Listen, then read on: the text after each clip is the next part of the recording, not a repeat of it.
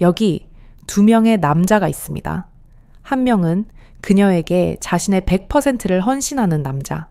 다른 한 명은 그녀에게 1%의 관심도 없어 보이는 남자. 하지만 그녀는 두 번째 남자를 선택합니다. 이것이 90%의 현실입니다. 당신은 또다시 좋은 사람이라는 말과 함께 버려졌습니다. 대체 왜 당신의 상냥함은 언제나 매력 없음으로 번역되는 것입니까? 결론부터 말씀드립니다. 그것은 상냥함이 아니라 인정받고 싶은 나약함이었기 때문입니다. 150년 전 철학자 쇼펜하워는 이미 이 진실을 꿰뚫어 보았습니다. 오늘 우리는 여성이 본능적으로 상냥함이 아닌 강인함에 끌리는 이유, 그리고 당신의 나약한 상냥함을 매혹적인 강인함으로 바꾸는 철학적 단계를 철저히 해부할 것입니다. 상냥하게 대했음에도 불구하고 왠지 상대방이 거리를 두는 듯한 경험 없으신가요? 관심 있는 그 사람에게 최선을 다했지만 반응은 쌀쌀합니다. 이렇게까지 노력하는데 왜 몰라줄까라며 허무함을 느낍니다. 하지만 사실 바로 그 지점에 인간관계가 꼬이는 근본 원인이 숨어 있습니다. 결론부터 말씀드리겠습니다. 상냥함은 그것 단독으로는 상대의 마음에 울림을 주지 못합니다. 다시 말해, 제대로 전달되지 않는 상냥함은 때로 상대를 멀어지게 만듭니다. 그렇다면 왜 그런 일이 일어나는 것일까요? 예를 들어 당신이 관심 있는 사람의 생일에 정성껏 선물을 준비했다고 가정해 봅시다. 취향을 조사하고 시간과 돈을 들여고른 최고의 선물입니다. 상대방은 미소 지으며 고맙다고 말했습니다. 하지만 그 후 왠지 연락이 줄어듭니다. 당신은 분명 기뻐했는데 왜지? 라고 생각할 것입니다. 그러나 상대방의 마음속에는 이렇게 울렸을지도 모릅니다. 이건 나를 위한 것이 아니라 저 사람의 만족을 위한 것이었구나. 당신의 상냥함은 상대를 위한 것이었을지 몰라도 어딘가에 자신이 충족되고 싶다는 기색이 배어 있었던 것입니다. 이 보답을 바라는 낌새야말로 상냥함의 가치를 상쇄시키는 주범입니다. 또 다른 흔한 예를 하나 소개하겠습니다. 한 남성은 좋아하는 여성을 위해 주말에 모든 약속을 비워두었습니다. 언제든 만날 수 있도록 만반의 준비를 했습니다. 하지만 여성이 선택한 것은 마침 그날 우연히 연락해온 다른 동료였습니다. 그는 상처받습니다. 나는 이렇게까지 신경 썼는데 그렇다면 왜 그의 성실함은 전달되지 않았을까요? 이유는 간단합니다. 그의 상냥함에는 기대가 담겨 있었기 때문입니다. 신경을 썼고 일정을 비워뒀습니다. 그 모든 행동에 그러니까 선택받아야 마땅하다는 보답의 마음이 실려 있었습니다. 반면 다른 동료는 달랐습니다. 거절당해도 괜찮다는 자연스러운 태도로 약속을 제안했습니다. 그 여유야말로 여성에게는 안도감으로 다가왔던 것입니다. 여기서 하나 묻겠습니다. 당신이 누군가에게 헌신할 때 마음 한구석에서 분명 알아줄 거야 라고 생각하고 있지는 않습니까? 만약 아주 조금이라도 그런 마음이 있다면 그 상냥함은 상대에게 강요로 전달될 가능성이 있습니다. 철학자 쇼펜하워는 말했습니다. 사람은 결핍된 것을 채우기 위해 행동한다. 그리고 그것은 상냥함조차 예외가 아닙니다. 즉, 자신의 불안이나 외로움을 메우기 위한 상냥함은 상대에게 부담이 될 수 있습니다. 중요한 것은 자신의 감정을 상대에게 맡기지 않고 상냥함을 자기 안에서 완결짓는 것입니다. 예를 들어, 비 오는 날 우산을 건넬 때 거절당해도 괜찮아, 나는 젖고 돌아가면 그만이다 라고 생각할 수 있는지의 여부입니다. 그럴 각오가 있을 때 상냥함은 의존이 아닌 종영으로 바뀌게 됩니다. 상냥함이 전달되지 않는 이유는 그 질의 문제가 아닙니다. 근본적으로 빠져 있는 것은 그것을 지탱하는 토대, 즉 강인함입니다. 철학자 쇼펜하워는 이렇게 말했습니다. 상냥함은 힘의 그늘에서 비로소 빛난다. 여성은 상냥함 그 자체가 아니라 그 이면에 있는 강인함을 무의식적으로 봅니다. 예를 들어 한밤중에 머리가 아프다고 관심 있는 여성에게 연락이 왔다고 합시다. 당신은 서둘러 약을 사러 달려가고 비를 맞으면서까지 그것을 전해주었습니다. 다음 날 아침 그녀는 고맙다고 말했지만 그 후 연락이 끊겼습니다. 당신은 혼란스러울 것입니다. 그렇게까지 잘해줬는데 왜? 그것은 그녀가 당신의 행동을 자립적인 선택이 아니라 인정받고 싶어 하는 행위로 받아들였기 때문입니다. 거기에는 강인함이 없습니다. 사람의 본능은 말보다 더 빨리 마음의 상태를 감지합니다. 이 사람, 나를 걱정하고 있지만 어딘가 불안정해 보인다고 말입니다. 묻겠습니다. 당신이 누군가에게 상냥함을 보일 때 마음 한구석에서 이러면 호감을 얻을 수 있겠지라고 기대하고 있지 않습니까? 그 아주 미세한 보답의 낌새가 배어 나오는 순간 상냥함은 부담으로 변해버립니다. 이것은 연애에만 국한된 이야기가 아닙니다. 예를 들어 직장에서 후배의 일을 도와주었을 때 본심은 감사받고 싶다, 알아주었으면 좋겠다고 생각했습니다. 하지만 상대방의 감사 인사는 한마디로 끝났습니다. 다음 날에는 다른 선배에게 의지하기 시작했습니다. 그때 마음속 깊은 곳에서 울컥하지 않았습니까? 그렇습니다. 그것이야말로 상냥함 뒤에 숨은 기대입니다. 그리고 그것이 상대에게 전달되었을 때 어떤 행동도 계산으로 보이게 됩니다. 다시 철학자의 말을 빌리겠습니다. 쇼펜하우어는 이성보다 본능으로 움직인다고 했습니다. 상냥한 사람이 좋다고 말하면서도 본능은 흔들리지 않는 강인함을 가진 사람에게 끌리게 되어 있습니다. 예를 들어 답장이 늦은 상대에게 연달아 괜찮아? 무슨 일 있어? 라고 보냈던 밤을 떠올려 보세요. 그 상냥함은 상대에게 불안정함의 증거로 비쳤을 가능성이 있습니다. 그렇다면 어떻게 해야 할까요? 답은 하나입니다. 상냥함을 완결 짓는 것입니다. 상대방의 반응에 따라 흔들리는 상냥함은 결국 의존으로 변질됩니다. 자신만의 축을 가지고 거절당해도 상관없다는 각오로 행동하는 것. 그럴 때 상냥함은 비로소 자유로움과 안도감을 띠고 전달됩니다. 비 오는 날 누군가에게 우산을 건넬 때 받아줄까? 망설이며 내미는 우산은 상대에게 불편함만 줄 뿐입니다. 하지만 거절당해도 나는 졌고 돌아가면 그만이다 라고 생각할 수 있다면 그 상냥함은 여유 있는 강인함으로써 상대의 마음에 닿습니다. 즉, 상냥함이 진정으로 전달될지 여부는 그 배후에 있는 정신의 안정, 다시 말해 강인함을 갖춘 상냥함에 달려 있습니다. 왜 헌신할수록 마음이 멀어지는 걸까요? 왜 상냥하게 대할수록 그냥 편한 사람으로 끝나버리는 걸까요? 답은 명백합니다. 환상 위에 상냥함을 쌓아 올리고 있기 때문입니다.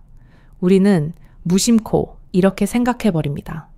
상대를 위해 헌신하면 언젠가 반드시 보답받을 것이다. 진심으로 대하면 성의는 반드시 통할 것이다. 하지만 그것은 희망일 뿐 보증이 아닙니다. 현실은 때때로 노력을 짓밟아 버립니다. 예를 들어 동료의 실수를 계속 감싸주던 남성이 있었습니다. 책임을 떠넘겨 받아도 꾹 참고 야근까지 도맡아 했습니다. 여기까지 했으니 분명 신뢰받고 있을 거야. 그렇게 생각하던 찰나 그 동료는 상세게 이렇게 말했습니다. 저 사람 때문에 현장이 혼란스러워졌습니다. 이때 마음이 무너져 내릴 것 같은 이유는 믿었던 관계가 배신당했기 때문이 아닙니다. 나의 상냥함에는 가치가 있을 것이다 라는 환상이 산산조각 났기 때문입니다. 상냥함이란 본래 자신의 의지로 선택하는 행동이어야 합니다. 그럼에도 불구하고 거기에 평가나 보답을 섞는 순간 그것은 환상으로 변질됩니다. 떠올려 보십시오. 과거에 몇 번이고 자신을 굽혀가면서까지 상대에게 헌신했던 밤을 이 마음이 전해지면 분명 거리가 가까워질 거야 라고 믿으며 무리했던 날들을. 하지만 결과는 생각했던 미래와는 전혀 다른 방향으로 흘러갔습니다. 그럴 때마다 당신은 현실이 아니라 머릿속에 그렸던 이상에 상처받았던 것입니다. 여기서 질문입니다. 당신이 지금까지 믿어왔던 상냥함은 정말 자유로운 선택이었습니까? 아니면 기대받는 자신을 연기하기 위한 가면이었습니까? 쇼펜하우어는 이렇게 말합니다. 기대는 배신당했을 때에만 명확한 윤곽을 갖는다. 즉, 우리가 상처받는 것은 상대의 반응 때문이 아니라 자신이 그렸던 환상에 반하는 현실을 마주했을 때입니다. 하지만 바로 그렇기 때문에 깨달을 수 있는 것이 있습니다. 환상이 무너진 바로 그 순간에야말로 진정한 자신만의 축의 모습을 드러냅니다. 상냥함은 타인에게 인정받기 위한 것이 아닙니다. 자신이 무엇을 선택하고 어떻게 존재하고 싶은지를 보여주는 행위입니다. 예를 들어, 당신이 누군가의 짐을 말없이 들어주었다고 합시다. 상대방이 고맙다고 말하면 기분이 좋습니다. 하지만 아무 말도 하지 않으면 못 알아채나? 라며 불만이 생깁니다. 그것은 상냥함이 아니라 보답을 요구한 거래입니다. 하지만 처음부터 아무것도 돌아오지 않아도 이것은 내가 선택한 행동이다 라고 생각할 수 있다면 상대의 반응에 좌우되지 않습니다. 여기가 바로 분기점입니다. 상냥함을 기대로 물들이면 상대의 일거수일투족에 휘둘리며 마음이 소모됩니다. 하지만 상냥함을 의지로 선택하면 거기에는 강인함이 깃듭니다. 그것은 조용히 흔들리지 않는 자신만의 축이 되는 것입니다. 고독을 받아들인 인간만이 진정으로 사람을 마주할 수 있다. 이것은 쇼펜하워 사상의 근간에 있는 생각입니다. 하지만 고독을 받아들인다는 말은 어딘가 쓸쓸하고 부정적으로 들릴지도 모릅니다. 많은 사람이 피하고 싶어하는 이 감각 속에서 왜 그는 인간의 긍지와 자유를 발견했을까요? 애초에 사람은 왜 이렇게까지 누군가에게 사랑받고 싶어 하는 것일까요? 그것은 자신의 존재의 확신을 갖지 못하기 때문입니다. 자기 혼자 바로 서기에는 불안해서 누군가의 인정이나 관심에 자신의 가치를 맡겨버리는 것입니다. 하지만 그런 상태로 타인에게 상냥함을 보이려 하면 어떻게든 보답에 대한 기대가 배어나오게 됩니다. 아무리 말을 정중하게 고르고 배려를 거듭해도 상대방의 본능은 꿰뚫어 봅니다. 이 사람은 자신의 감정을 안정시키기 위해 나를 필요로 하고 있구나. 반면 고독을 받아들인 사람은 다릅니다. 누군가에게 선택받는 것으로 자신의 가치가 오르내린다고 생각하지 않습니다. 그렇기 때문에 상냥함이 자연스럽습니다. 요구받지 않아도 미움받아도 나는 나 자신으로 있을 수 있다는 확신이 있습니다. 예를 들어 이런 장면을 상상해 보십시오. 당신이 누군가에게 친절을 베풀었는데 그 사람이 쌀쌀맞은 태도를 보였다고 합시다. 당신은 풀이 죽어 뭐가 잘못됐을까? 라며 자신을 탓할지도 모릅니다. 하지만 고독에 강한 사람은 다릅니다. 저 사람에게는 지금 당장 필요한 상냥함이 아니었나 보군. 그렇게 담담하게 상황을 받아들일 수 있습니다. 이 순간 내면에 흔들리지 않는 축이 있는지가 중요합니다. 쇼펜하워는 세계는 표상에 지나지 않는다고 말했습니다.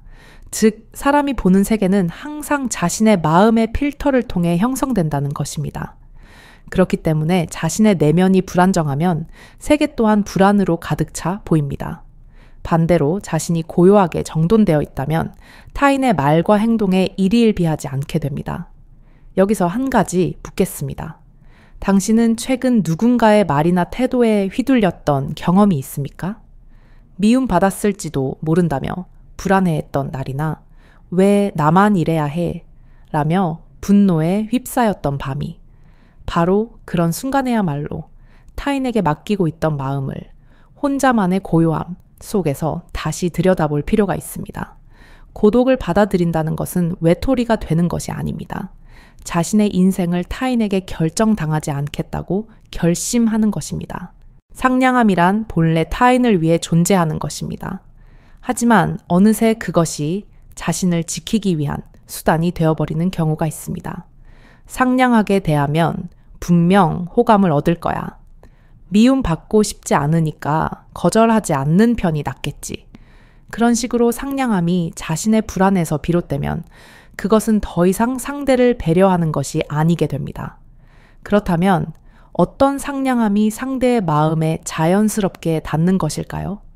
그것은 긍지와 자유를 토대로 한 상냥함입니다. 긍지란 아무도 보고 있지 않아도 자신의 행동에 책임을 지는 것입니다. 자유란 타인에게 어떻게 보일지 신경 쓰지 않고 살아가는 것입니다. 이 두 가지가 있을 때 사람은 누군가에게 상냥하게 대해도 보답을 바라지 않습니다. 이 마음이 전해지지 않아도 상관없다고 생각할 수 있습니다. 그렇기 때문에 그 상냥함은 강요가 되지 않고 상대의 마음에 쓱 하고 스며드는 것입니다. 예를 들어 직장에서 누군가의 일을 도와주었다고 합시다. 이전에 당신이라면 도와줬으니까 고맙다는 말 정도는 해야지 라고 생각했을지도 모릅니다. 하지만 오늘 이야기를 들은 당신은 분명 다를 것입니다.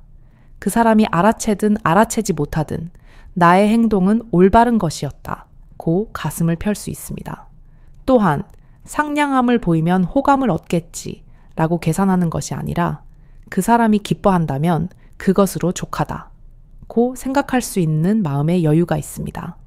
이것이 바로 긍지와 자유를 토대로 한 상냥함입니다. 쇼펜하워는 인간은 타인의 기대에 묶이면 긍지를 잃는다고 말했습니다.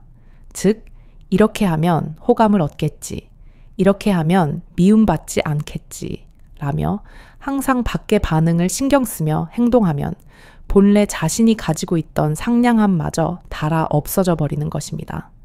그럼 여기서 한 가지 생각해 보십시오. 당신이 누군가에게 상냥하게 대할 때 그것은 기대에서 나옵니까? 아니면 신념에서 나옵니까? 전자라면 상대의 반응에 따라 마음이 흔들립니다.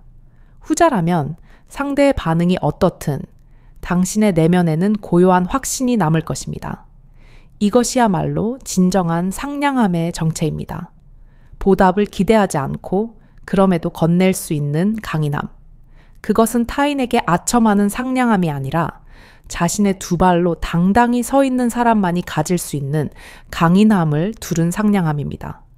누군가에게 어떻게 보이든 자신의 긍지를 지키는 것, 혼자서도 당당히 설 수 있는 자유를 손에 넣는 것, 그 너머에야 비로소 진정으로 의미 있는 상냥함이 존재하지 않는 것입니다. 그리고 이것은 훈련하면 누구에게나 키워지는 것입니다. 마지막으로 묻겠습니다. 지금 누군가에게 건네는 그 상냥함은 전해졌으면 좋겠다고 바라는 것입니까? 아니면 전해지지 않아도 내가 그렇게 있고 싶다고 생각하는 강인함을 두른 것입니까? 쇼펜하워가 비춘 인간의 심층, 거기에 닿은 지금이야말로 당신 자신의 상냥함의 윤곽을 다시 한번 들여다보십시오. 오늘의 결론입니다. 여성이 거부하는 것은 상냥함 자체가 아닙니다. 그 뒤에 숨어있는 인정받고 싶어하는 나약함을 거부하는 것입니다. 쇼펜하워가 말했듯 강인함이라는 토대 없는 상냥함은 그저 거래에 불과합니다. 진정한 매력은 보답을 기대하지 않는 강인함에서 나옵니다. 자신의 축이 확고한 사람만이 상대방에게 안도감을 주는 진정한 상냥함을 베풀 수 있습니다. 당신은 인정을 구걸하는 좋은 사람으로 남겠습니까? 아니면 강인함을 갖춘 매력적인 사람이 되겠습니까? 오늘의 이야기 중 당신의 가장 깊은 곳을 찌른 한 문장은 무엇이었는지 댓글로 남겨주십시오. 이 철학에 동의하신다면 좋아요로 당신의 강인한 선택을 보여주시기 바랍니다.